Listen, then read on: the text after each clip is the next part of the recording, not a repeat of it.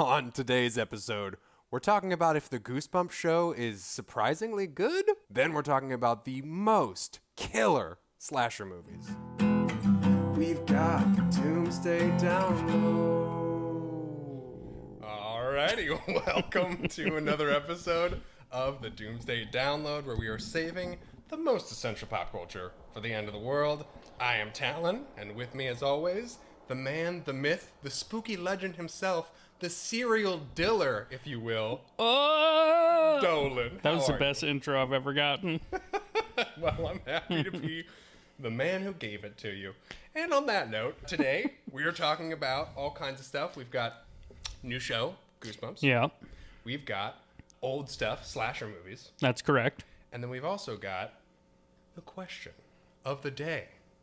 So, today's question, I have thought about this, and it's a pretty spicy one. It also takes a little bit of elaborating, so stick with me here. Okay.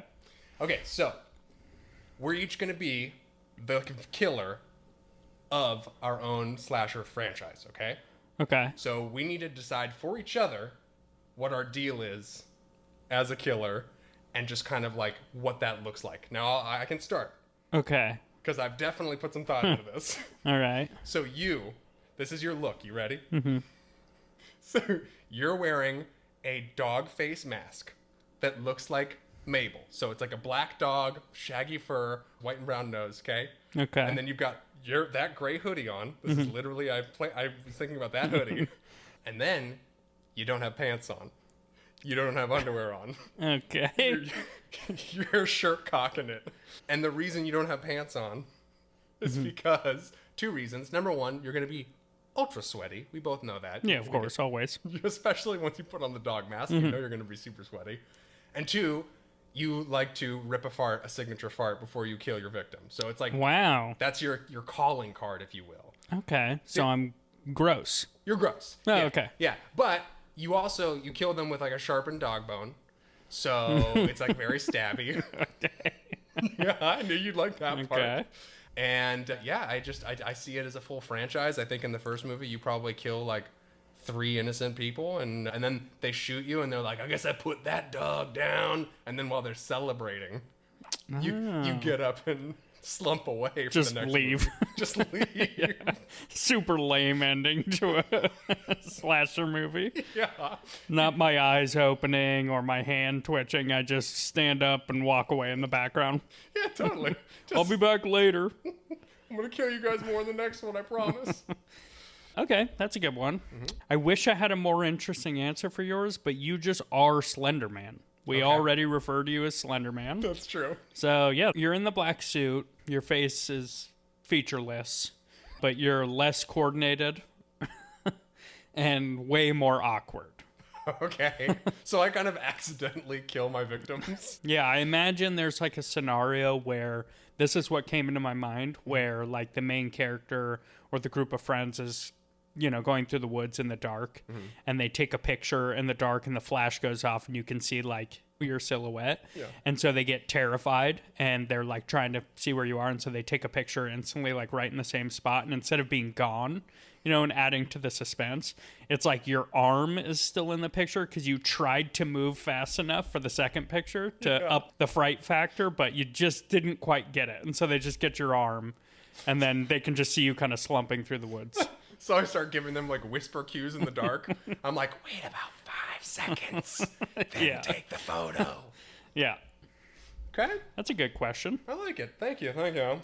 I had a question for you. Yes. And this was more just because I was thinking about Halloween, as one does when Halloween is approaching. And I wanted to know because I can't remember like a lot of scenarios where we dressed up together. But I was trying to figure out like what your go-to costume was when you were a kid. Okay, well, something easy for sure. I've done a couple repeats throughout the years when I was a kid. Like I did Darth Maul a few more times than I'm happy to admit. Okay. Just that timeless villain in a one-off movie. What about you? I remember I was a vampire a lot and then later turned into ghost face. I really liked costumes where I could wear a mask because it was the lowest amount of effort. Definitely. Well, and you can like uncommit at any time. So if you're like, okay, this was fun for an hour, now I want to go to a party or do something fun. It's like, it's not like you roll up with pink glitter all over you. And you're like, sorry to get it on everywhere and in everything. Yeah, but now wearing a mask is kind of a nightmare. One, just because like when you're older, masks are not like fun. You breathe a lot more, you sweat a lot more. Definitely. And two, like having a beard, it's gross to wear a mask for a certain amount of time. Oh my god, dude, you must have like forest moss feel when you take the fucking mask off. Yeah, it's disgusting. All right, man, let's get into our main topic of the day. Ooh, I like it. So, this is the newest thing. It's the hottest thing. It's sweeping the nation. It actually is. I was watching it on Hulu. It's number 1 on Hulu right now. Oh, wow. So good choice by you to say this is the topic over Creepshow because it's clearly on people's minds. Once again, I kind of broke it down into spooky face, which is the good stuff, poop emoji, which is a couple of things that are not as good, and then just some general thoughts afterwards. And I will say, I don't know, I want to check in with you. We said we were going to watch the pilot. I ended up watching a couple more than the pilot. Did you watch any more? No, so I did have the desire to, but I didn't watch the pilot until yesterday. Nice. Okay. And I'm currently watching something else with Candy after work, so I just didn't have time. But I was compelled to after watching that pilot. There you go. Yeah. All right, so that's a good sign. Okay, yeah, so what jumped out to you from the episode? So first thing that jumped out was I love a good basement, dude. So watching that pilot, like it's like within the first scene he goes downstairs and he's got just kind of a 90s basement. You know, he's got like his stereo. I think there's a TV down there, a little sofa. I love that because we didn't have basements where we grew up, and the idea of a basement is just so solid, especially like as a teenager. Oh, yeah. Also, another thing that popped out to me in this like first scene, because the pilot starts off in 1993, it shows like the catalyst event that, you know, ends up being, I'm guessing, the premise for the entire season. Definitely. But I love when somebody rings a doorbell and somebody, or knocks on a door and the person answers it and there's nobody there. And it's such a human thing for your instinct to just say, hello. But it's so funny when you think about it, because one, saying hello when you're scared is already like the funniest thing to me. Yeah. You know, you hear a noise in your house and you say hello as if like the ghost is going to answer you or whatever it is. Yeah, they're going to be polite. Yeah, but I love opening the door and saying hello to a clearly empty walkway in front of you. Yeah, that's true. Like if there was a threat, it would be an eye line for sure. Yeah. Yeah, no, that's a fair point. I mean, I again, like you said, I think it's human nature. You reach out. It's almost like you trying to bridge the gap between you and whatever spooky thing is out there. You're like, if you just say hi back, we could start a conversation. We don't have to be scared of each other. Yeah. Yeah, so I like that. The basement thing, I do just want to be clear for those that don't know. Talon and I grew up in Lake Tahoe, and we actually do not have basements there because they would just flood because there's so much snow. Yeah. So, yeah, people don't have basements there. We did not grow up with basements. I didn't know anybody, like, even outside of living in Tahoe that had a basement. I think it's just, like, generally not a West Coast thing either. Yeah, I would say that's true. I think the place I got the idea of basements being like iconic almost too is like that 70s show, like shit like that, where it's like, okay, if you're a kid, the parents don't really care what goes on in the basement, so that's where you all go. But totally, for us, it was just like, just go to the kid's house whose parents don't care. That is your basement that you go to. Yeah. What was our basement? I mean, garages kind of. So, like, I remember there was a point where Pop had that really, like, separate from the house garage, and we could have hung out in there, but it was really just bedrooms, right? Like, we would just go to bedrooms and chill. Yeah. How lame, dude. Oh, yeah. West Coast is doing it wrong when it comes to basements. Yeah. Everything else, we've kind of nailed it, but basements? Come on, dude. We got to up our basement game out here. Yeah, up the basement game. Not in Tahoe, because, again, it will flood and you will be swimming, but, definitely, you know, anywhere else on the West Coast, throw some fucking basements. You know, but then in the summer, your basement is also your pool. Maybe we're thinking about this flooding thing along the way. Yeah, dude. Cool. I like that. So, yeah, the hook, it is a strong hook. I will say, overall, that first episode had a strong, fun concept. Yeah. I dug that it was like, you know, the camera that shows you, is like Final Destination, basically. It's going to show you a spooky photo. That thing's going to happen to you. It's basically a near-death experience, which is also kind of the funny thing about this show, is because it's supposed to be like a kids and family also show. They can't be like, no, it's actually going to brutally murder people. It's never actually life or death, but they try and set the stakes as like, yeah, this is going to be the, craziest run-in with the Grim Reaper you've ever had. Right. Yeah, and that's what's funny is I went into this show thinking that it would be a lot goofier. And I think that's just because Goosebumps, like, while it was like a horror book franchise that we all read, it was scary then. Now it all seems goofy. So that was my idea going into it. And then you kind of remember like, oh no, this is still meant to be spooky. Yeah, and I will say no spoilers, especially because you haven't seen any more of the episodes, but like even by episode 3, I think it's getting even kiddier and a little sillier. Okay. So do keep that in mind. This was a strong, I think, first episode. Like you said, you wanted to watch more, and I did watch more because I was just like, yeah, that was pretty solid. I want to see what else is coming up. Sure. But before we get into more of the spookies, I did have something here too, and I think you'll agree. Stoked to see Justin Long. And I had to write this dude's name down, Rob Hubel. I knew you were, I wrote it too. You did. I'm stoked on both of them, Yes. Rob Hubel and Justin Long. 1,000%. So for people who don't remember, I mean, I think people know Justin Long, but for people who don't know Rob Hubel, could you actually pin down what he's been in your mind? Well, I know he's in Children's Hospital. Okay. And I know he's the cop in The Other Guys, which is like the least noteworthy Will Ferrell joint, I think. Yeah, or one of them. I think it's got some big fans out there, but I'm glad you brought that up because I did see that one as one of his, what do you call it, accolades? Yeah, $5 hot and ready, something like that. $5 hot and ready? Yeah. Okay, so yeah, anyways, it was funny though because I always just remember him as popping up as the same character, which is like the full of himself dick. Like cocky dick. So it was nice to see in this one, he's just kind of like the career counselor and just kind of a generally nice dad walking around. So he's fun to pop in. Yeah, and Justin Long, like, everything I see him in, he's just, like, such a likable person. 1,000%. So I love seeing him pop up in things. And obviously, like, we don't get to see him in much horror stuff. He was in Barbarian, which I think was 2020, maybe 2019, I don't know. It was recent, but that was a great horror movie. Yeah. So I do like that we're seeing him in this kind of stuff recently. But, yeah, very excited to see him. And then... no spoilers, but at the end of the episode, at the end of the pilot, you kind of get that indicator that he's going to be around in the show, which is great because I thought he was going to kind of be a background character. Yeah, no, that's a really good point. You do not want to see him pop up for one episode, especially after you see the trailer, and then have him just be like a cameo and then be like, yeah, we killed him off, he's gone. And yeah, good news, people who like Justin Long, he sticks around. Yeah, and if you don't like him, well... fuck off. Yeah, seriously. What's wrong with you? Yeah. Like, Justin Long, What's he's wrong likable. with you, Jeff? He just seems like such a nice guy. Yeah. Okay. Did you have any other big highlights there? Okay, so here's some of my notes. Okay. Love a small town. Yes. Okay. Got the feel. Most horror, like, franchises, movies, whatever, shows, anything, they take place in a small town. It's just inherently spookier. Yeah. But I still love it. I love just seeing a small town where everybody knows everyone.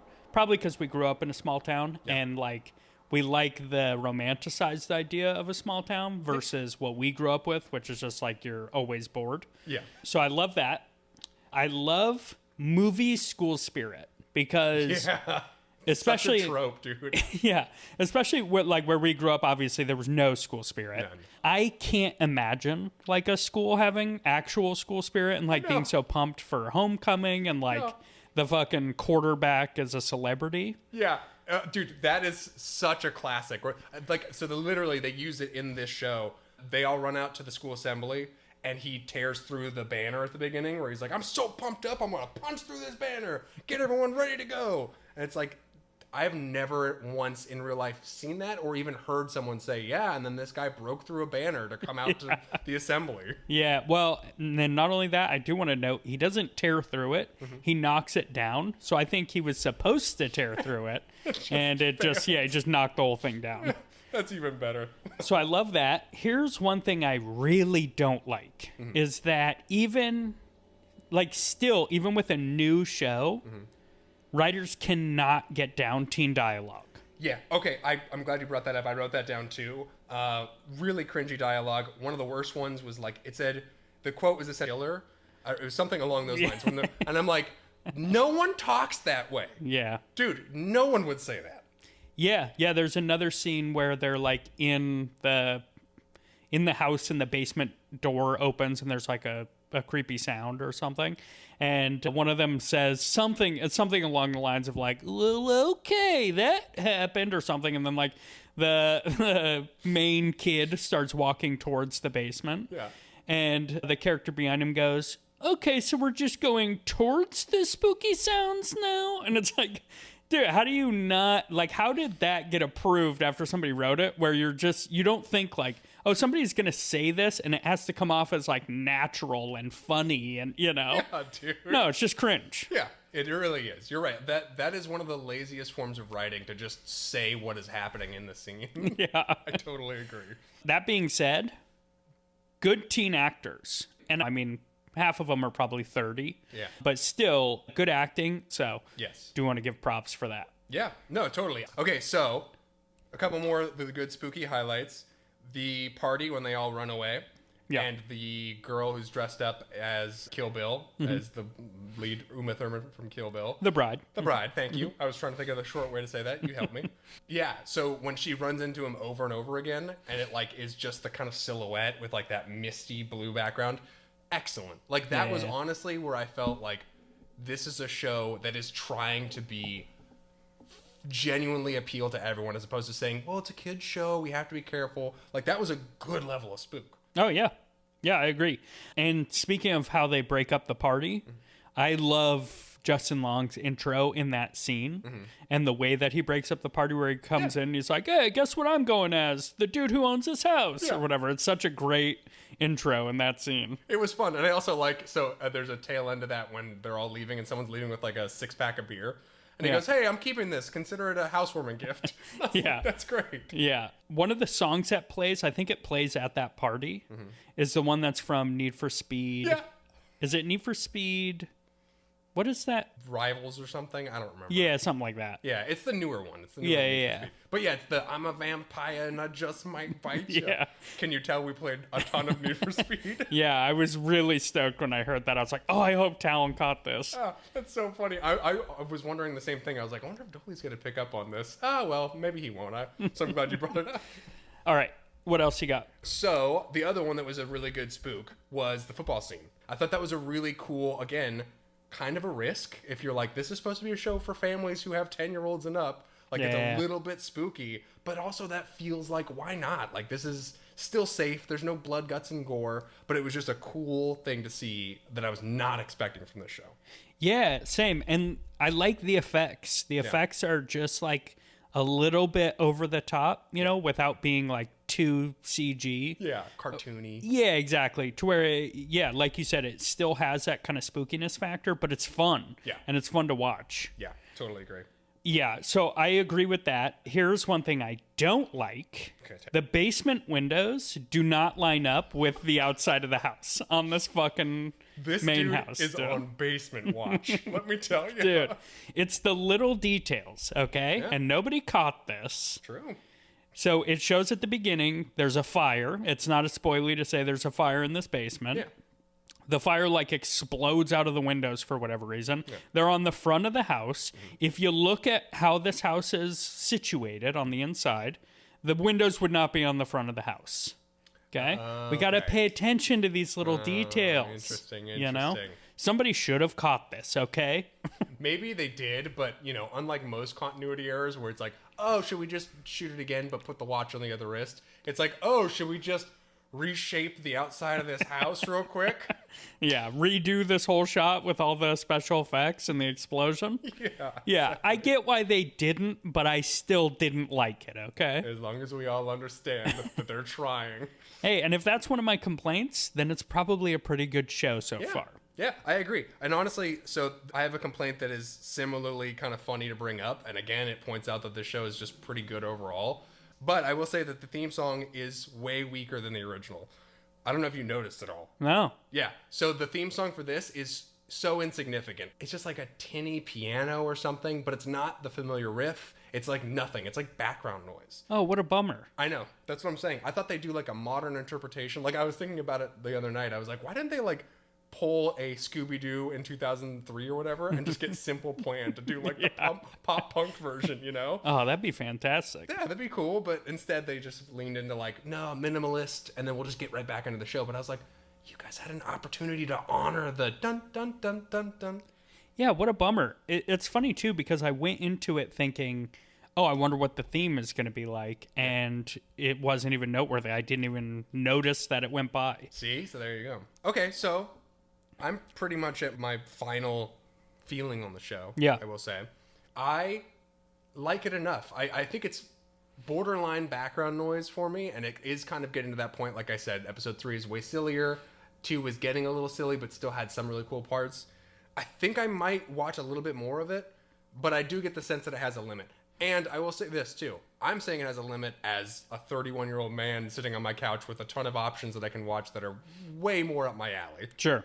But I do think that, like, if you're a family and you have a kid who's 10 years old or something and they're like, I'm finally ready to stop watching Frozen. Let's watch something scary.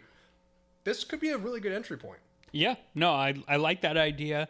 Yeah, to be honest with you, I was not on board with the show until, like, the last, like, 4 minutes, maybe. And then I was like, okay, I actually would go and watch the next episode. Yeah. Again, a large part of that was because I realize that Justin Long is going to be a larger character in it. Yeah. So yeah, I'll probably at least try the next episode and see how I'm feeling after that. But that being said, for what it's trying to do, I think that it's nailing it.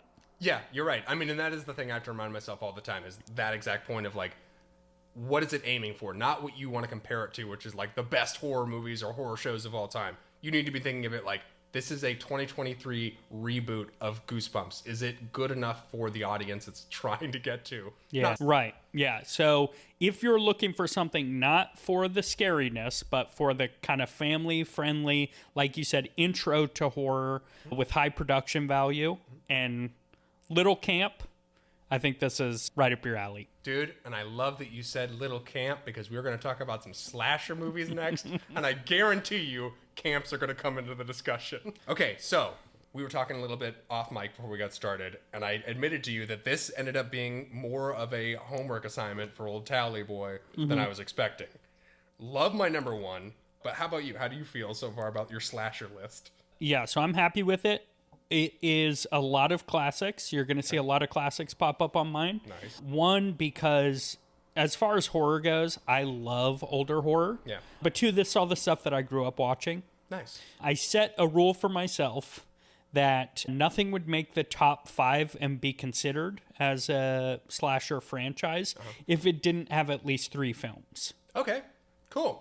So that's going to be funny for one of my references, but that's okay. Sure. And I will also say, so on that note, you were talking about, I'm thinking of them in terms of like their whole franchise. I did some of that thinking after, but it's going to be kind of interesting, just so everyone knows. My list is going to be more reflective of the first movie in a lot of these franchises. And I think, Dolly, yours will be a better reference point for like the entire overarching theme of all the movies. Sure. But I will say that my number 1, I can definitively say, and you'll figure out what it is, but I can say that it's got several bangers throughout the many movies that runs through it. So Hell yeah. yeah, Okay, any honorable mentions? I do. And I'm going to throw these out there real quick. Candyman.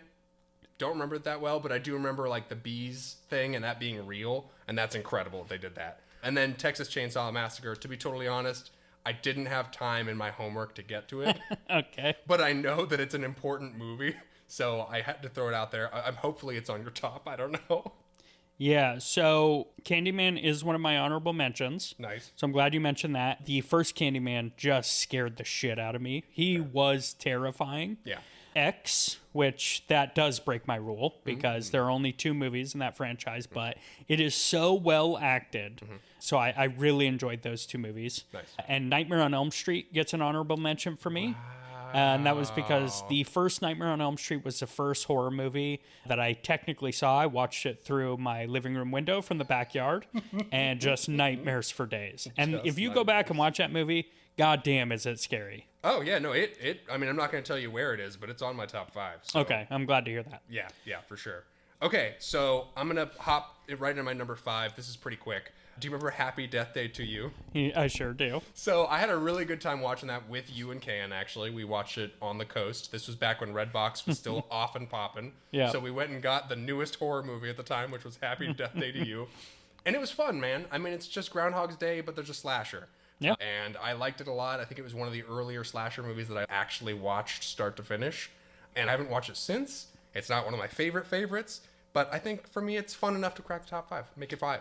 Yeah, no, I like that pick. The woman, the protagonist, great scream queen. She was such a good actress in that. Yeah. Yeah, I really enjoyed that one. Yeah, solid.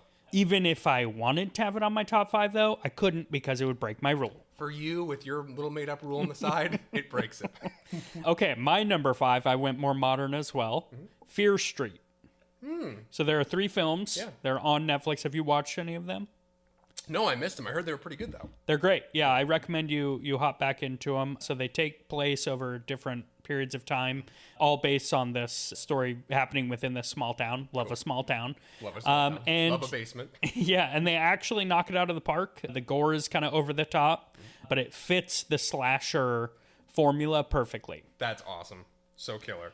Okay, my number 4, and I told you about this one, and this is going to make some people really mad, but I got to tell you, folks, the first one of this is a fucking slog to get through, and it's Friday the 13th. Oh, okay. I just watched it on Friday the 13th, which just happened recently, and I will give it a ton of credit for the setting. Iconic. Crystal Lake is awesome. Such a good place to set we were talking earlier, a little bit of camp. Perfect. Love it. The song, or the theme, the Yeah. hits. Incredible. Yeah. But the suspense was super old school and didn't feel like it had held up for me at all. Sure. The kills were abrupt and didn't feel like earned or special. They just abruptly happened in like a 2-second split scene, and then you're just right back to like, okay, are they fucking yet? No, they're not. You know, Yeah. they're doing strip Monopoly or whatever. And then honestly, to tell you the truth, I thought that this was going to be a movie that had Jason in it because call me crazy, but he's the most famous character in that franchise. Yeah. So for the whole movie to go by, and I'm like, okay, they're going to do the reveal soon that it's Jason, right? And then it's like, oh, it's his mama. Cool, dude. And then this is my biggest beef. She's so competent, such a good killer. Just, precision strikes one after another. Sure. But then she gets to the final girl, and they do this Tom and Jerry dance, the two of them, where the final girl just knocks her over into some pillows or the couch or fucking mattresses, and then she goes to sleep for 5 minutes, and then the girl runs off somewhere and hides, and then she just fucking gets back up, and they do the whole thing again. They do Yeah. it 3 different times, dude. And Yeah. even when she finally gets fucking beheaded at the end, I was like, you could have done that so much sooner. Why aren't you acting like you're being terrified? Yeah. So I just have to be honest, it didn't hold up for me. I'm still going to give it a lot of credit because Jason is awesome, and I think later in movies, like, he gets his time to shine. But man, skip the first one. Let me just tell you, if you haven't seen it, skip it. Yeah. That's fair. Okay. Yeah. I'm going to jump into Friday the 13th because that's my number 4 as well. Okay.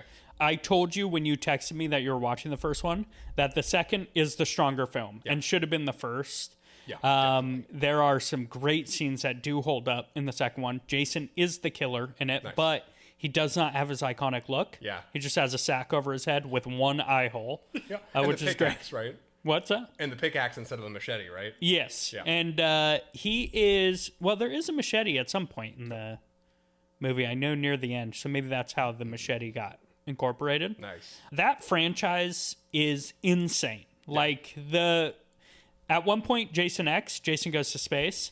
Like it jumps all over the place. Obviously, they had the tie-in with Jason versus Freddy or Freddy versus Jason.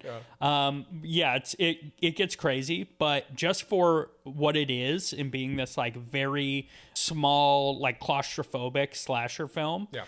The second one is peak slasher movie film franchise. Yes. And highly recommend that you check that one out and treat it as your first Friday the 13th. Okay. Yeah, I did get to watch a little bit of like a refresher on that one, and then I also saw I saw like a 3-minute animated thing that took me through I think all of the Jason or the Friday the 13th movies. And you're right, I do think it gets cooler later on. It's just compared to the rest of this list where so many of these come out like a fully baked idea, first one firing on all cylinders. I just have to say that like man, like you said, they should have just set the table with that second movie and just said, okay, we made our first draft with that first movie. We're going to not do that. Yeah.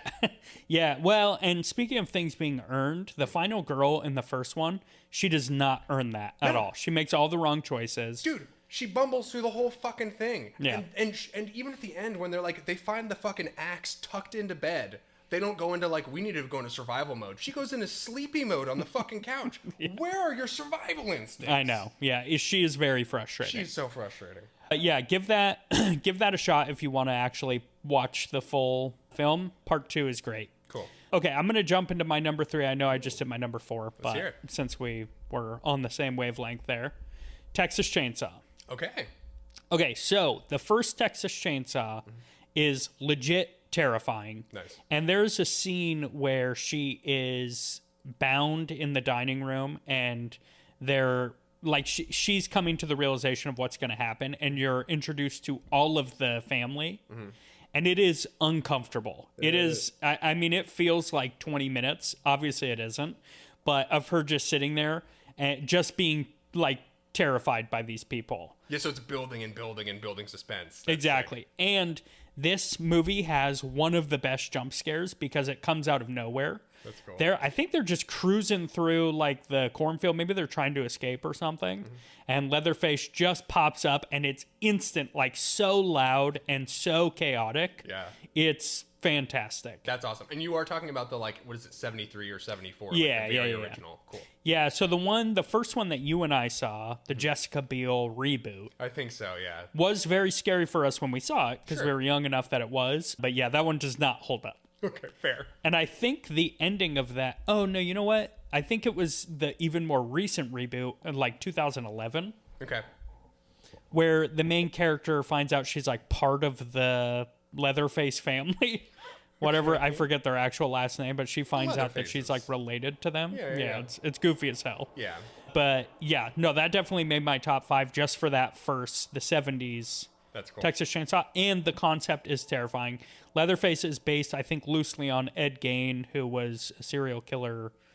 But, you know, I don't even know if he actually killed anyone, but he would, like, rob graves and wear, like, the skin of the corpses and shit. Oh. Yeah, it's super gnarly. That is gnarly. But I believe Leatherface is loosely based on him, which just makes it even scarier. That is cool. I do really like when they look at the news and they go like, you know, that's bad, but my twisted mind could take it the next step of like, what if he was a butcher with a chainsaw? Yeah. So that's cool as fuck. I do have to give that a chance at some point.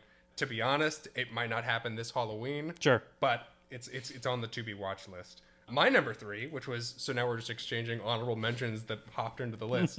Nightmare on Elm Street, the Sure. first one.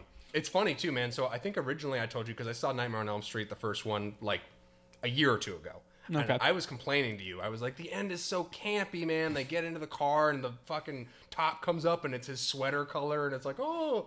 I rewatched through and I had a totally different vibe this time where I was like, Hell this, yeah. if you put yourself in the time and place, this totally works. And there's some beautiful kills. So it also helped that I watched this on the heels of watching Friday the 13th. So I had that to compare it to because Sure. they're like, you know, kind of like in that slasher era. And man, like the one where fucking our boy Johnny Depp, who gets introduced in this movie, Yeah. gets blendered out of the bed. Like that is so creative and such a cool fucking take on like, we're not going to just slash, we're going to do things you've never seen before. I have to give it credit and say that it's at least 3 on this list. Hell yeah, dude. Yeah, I love that that made your top 5. Like I said, the first one terrified me. Yeah. I went back and rewatched it. I've watched it a few times since, but the last time I rewatched it, I think was like year before last.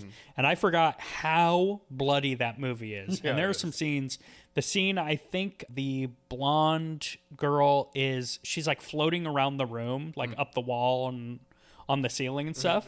That is a brutal murder scene. Yeah. It's fantastic though. Yeah. Oh, and dude, I love that mechanic too, where it's like he's killing you in your dreams, so you start like being torn apart and moved around in real physical space. Like Yeah. it's so scary because now people are just watching you die and they can't do anything. They can't even like intervene and push anybody. There's nowhere to push. You Yeah. know? It's just a great idea. And the ending, I love the ending. I will show that to anybody who hasn't seen the movie. I'll still show them the ending. Yeah. I just love that she just turns into a straight mannequin and gets pulled through the It's window. ripped through the window. Yeah. Yeah. They did a really cool job with that. And then also, last point about it, the fucking 1, 2, Freddy's coming for you.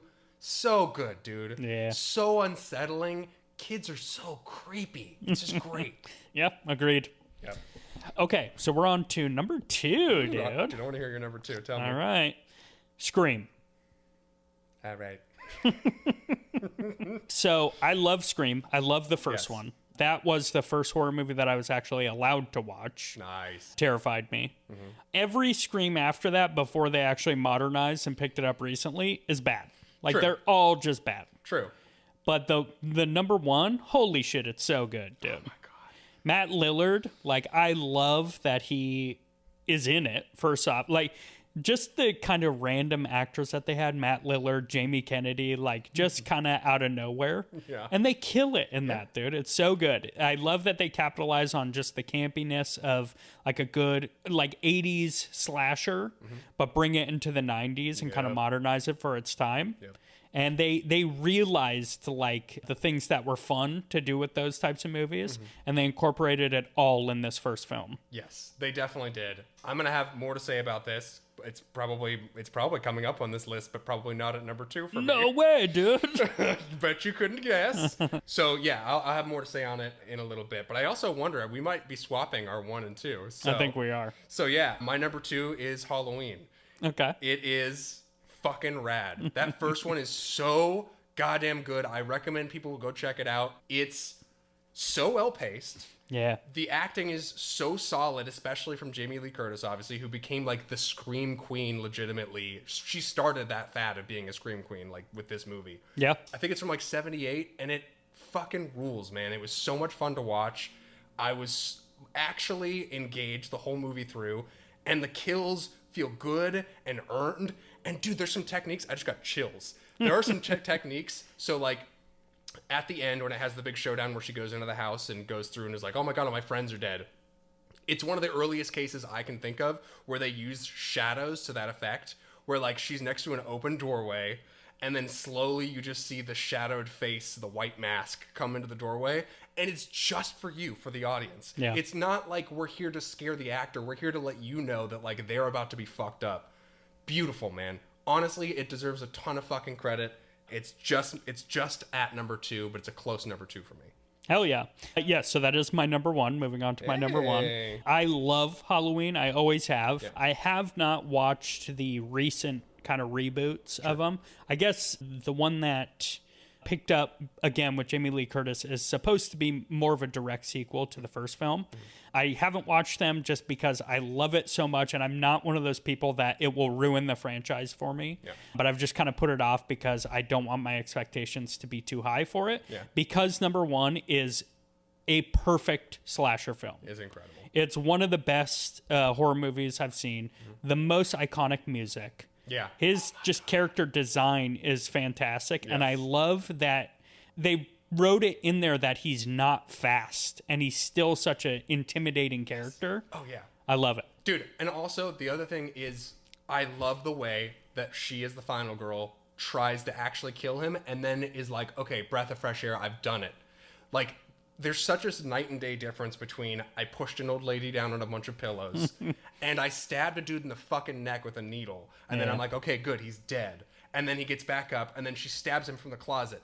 Okay, now this motherfucker's definitely dead. Anyone who gets stabbed in the chest is dead. He gets back up. And I'm just like, that actually makes it scary. That actually makes it suspenseful when you're like, okay, I can see myself in this scene and I would have acted that same way and I would be probably fucking dead. Yeah. So that's cool. Yeah, and I think Jamie Lee Curtis is kind of universally thought of to be the best Scream Queen. And yeah, it absolutely is earned. One, she just acts the shit out of this movie. I don't know if this was her first movie, but she is so good in it. Yeah. And I love that her motivation is not just to save herself, but to protect the kids, which just adds another element to it where you are just rooting for her throughout the movie. Yeah. Yeah, she's great. And I love that the interaction is kind of minimal. It's not until a solid length, a solid way into the movie before she's even interacting with old Mikey Myers. Oh, Mikey Myers. Yeah. And honestly, dude, even though he doesn't get his first kill until halfway through the movie or something, Yeah. his presence, again, feels so good throughout the whole movie, where Yeah. you're just like, you get little bits of him more and more. It's almost like you're peeling back this layer to like, evil is coming. And it felt so good. It just felt like a slasher movie should. So now that I've talked myself into it, I'm glad you put it at your number one. I still think my number one is The Golden Child. But yeah, I'm sure you can guess what my number one is. Yeah, I think I have a solid idea of what it might be. Yeah, it's Scream. I love Scream so fucking much. You were the first person I wanted to talk to after I watched it. I watched it about a year ago, and I sent you a snap of the end credits, and I was just like, dude, this movie fucking rules. Have you seen this? I think legitimately it's one of my favorite horror movies. I think what it does so well that other movies don't is like, it's super meta, not in an obnoxious way, but in a like, we love horror movies too. We recognize that we are part of the pantheon of other horror movies. We just want to engage with like fans of horror, Yeah. And I think that's super refreshing. It's unlike anything else that's out there. I love the design of Ghostface. I think that like that is brilliant to just take what we all see as, the cheap corner store costume and go like, nah, that motherfucker's gonna come stab you to death. Like, Yeah. so good. The kills are great. Obviously, Nev Campbell is excellent in it. Like you were saying, Matthew Lillard is great in it. The whodunit factor, dude, they have a whole thing running through the movie where it's like, okay, now which one of these people can you trust, actually? Yeah. Who are victims and who's the killer? Fucking incredible, man. And then, like you said, 5 and 6, which we just got to see, redeem the franchise and make it, like, legitimately watchable and fun. Yeah. All you have to do is watch 1, 5, and 6, people. Skip 2, skip 3, skip 4. They're all bad. It's crazy how bad of Yeah. a run they had and Yeah, kept going. They are pretty bad. I mean, 2, I think, is okay. It's got its moments, and I especially like, that we get to still have some Dewey, right? That's the cop. Yeah. Yeah.